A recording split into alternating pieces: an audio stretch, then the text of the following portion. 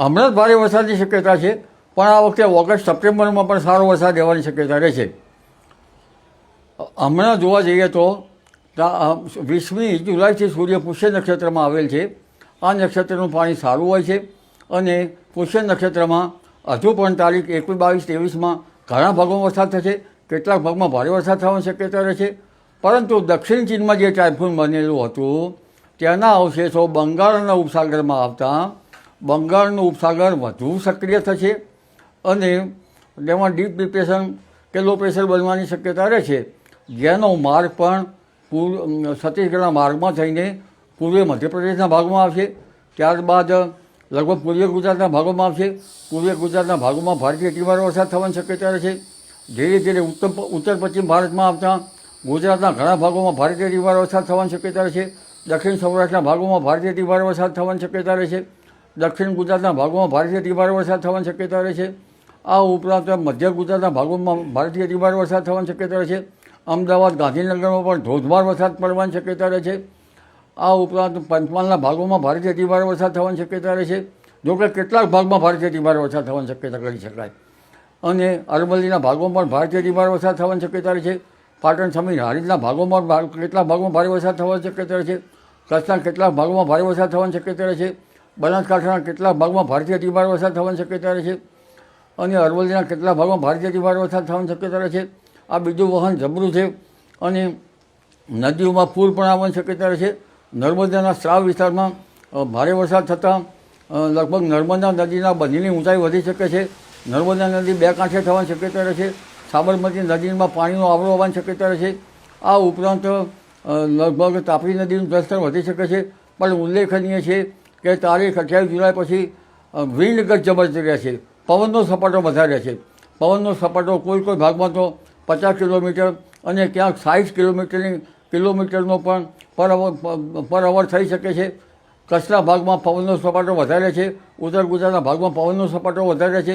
એટલે પવનના સપાટાથી જનધને કાળજી રાખવી ઈષ્ટ રહેશે. અને ત્યારબાદ બીજી એક લો પ્રેશરની સિસ્ટમ 4 થી 8 ઓગસ્ટમાં બનવાની શક્યતા રહેશે. એ ઓગસ્ટ માસમાં પણ આ સિસ્ટમ ગુજરાતમાં આવતા દક્ષિણ ગુજરાતમાં તારીખ 6 થી 10માં સારો વરસાદ થવાની શક્યતા રહેશે. ગુજરાતના અન્ય ભાગોમાં સારો વરસાદ થવાની શક્યતા રહેશે. આ વરસાદ મોટા ફોરાનો છે. જોકે બીજી ઓગસ્ટ પછીનું વરસાદી પાણી કૃષિ પાકો માટે સારું ગણાતું નથી. એટલે વરાપ થઈ કૃષિ કાર્યો કરવા સારા રહે. અને ઓગસ્ટમાં પણ સારો વરસાદ થવાની શક્યતા રહેશે. સપ્ટેમ્બરમાં પણ સારો વરસાદ થવાની શક્યતા રહેશે. અને વરસાદ છેક ઓક્ટોબર સુધી ચાલવાની શક્યતા રહે છે. ઓગસ્ટ માસમાં 4 થી 8 ઓગસ્ટમાં જે સિસ્ટમ બની રહી છે એનો પણ ભારે વરસાદ થવાની શક્યતા રહેશે. આ ઉપરાંત લગભગ 17, 18 અને 19 ઓગસ્ટમાં પણ એક બીજી સિસ્ટમ બનશે જે પણ ઓગસ્ટમાં પણ સારો વરસાદ લાવશે. લગભગ 23 ઓગસ્ટ પછી વરસાદનું પ્રમાણ ઘટશે અને પર્વતાગળનો મેઘ જ્યાં ચડે ત્યાં પડશે. 3 સપ્ટેમ્બરમાંથી જે વરસાદ થવાનો છે તેમાં લગભગ ઝેરી જીવજંતુઓ વધવાની શક્યતા રહેતા ખેડૂત ભાઈઓએ જે પાથરા જે ખેતરમાં પડ્યા છે તેમાંથી પાથરામાં વીંછી વગેરે જે જંતુઓ કે ઝેરી જીવજંતુઓથી સાવચેત રહેવું પડશે. અને સપ્ટેમ્બરમાં પણ વરસાદ થવાની શક્યતા છે. જો કે સપ્ટેમ્બર પહેલાં 30મી ઓગસ્ટે પણ વરસાદ થશે. 30મી ઓગસ્ટનું વરસાદી પાણી તો ખેતી માટે ઘણું સારું ઘણું ખરાબ ઘણું નબળું ગણવામાં આવે છે. એટલે પૂર્વા નક્ષત્રમાં કહેવાય છે તો વર્ષે પૂર્વા તો ખેડૂત બેસે ઝૂલવા. 13મી સપ્ટેમ્બર પછીનું વરસાદી પાણી સારું હશે.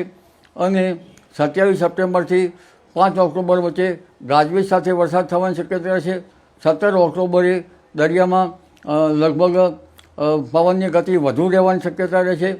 અને લગભગ નવેમ્બર માસમાં આ વખતે દક્ષિણ ભારતમાં ભારેથી અતિભારે વરસાદ થવાની શક્યતા રહેશે.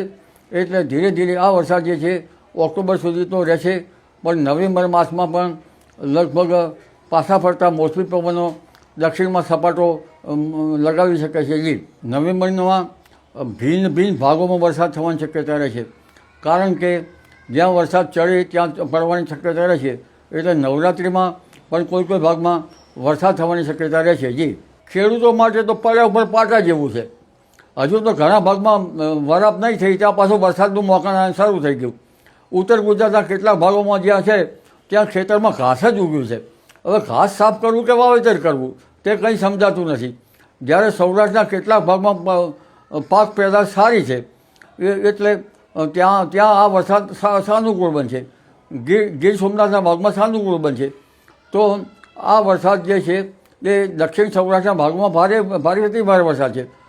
આમ જોવા જઈએ તો આ સિસ્ટમ વરસાદની વહેંચણી અનિયમિત છે. ઘણી વખત સુરત નવસારીમાં ભારે વરસાદ થવો જોઈએ એના બદલે સૌરાષ્ટ્રના ઘણા ભાગમાં ભારે વરસાદ થયો છે. એટલે હવે જે વરસાદ થશે એ દક્ષિણ ગુજરાતના ભાગોમાં ભારે વરસાદ થવાની શક્યતા રહે છે. કારણ કે પશ્ચિમ કાળમાં ધીરે ધીરે વરસાદ થતો આવશે અને જે શેખ આવડના વલસાડમાં થઈને નવસારી સુરતના ભરૂચના ભાગમાં વરસાદ આવશે.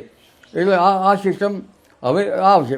પણ આ વખતનું ચોમાસું જે છે એ ભિન્ન ભિન્ન ભાગોમાંથી લો પ્રેશરનું બનેલું છે, જેના કારણે ભિન્ન ભિન્ન ભાગોમાં વરસાદ પડી રહ્યો છે.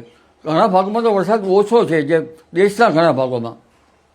જ્યારે પવન સ્થિર થઈ જાય, તેતર પક્ષી પોતાની જોડીને શોધે અને આકાશમાં ઉપરથી વાદળો કોરંભાઈ જાય અને બરાબર ચારે બાજુ આકાશ વાદળોથી ઘેરેલું રહે અને ક્યાંક ચારે બાજુ વીજળીના ચમકારા મારે તો જ એ આખી સિસ્ટમનો વરસાદ જે હેલીબંધ વરસાદ થવાની શક્યતા રહે.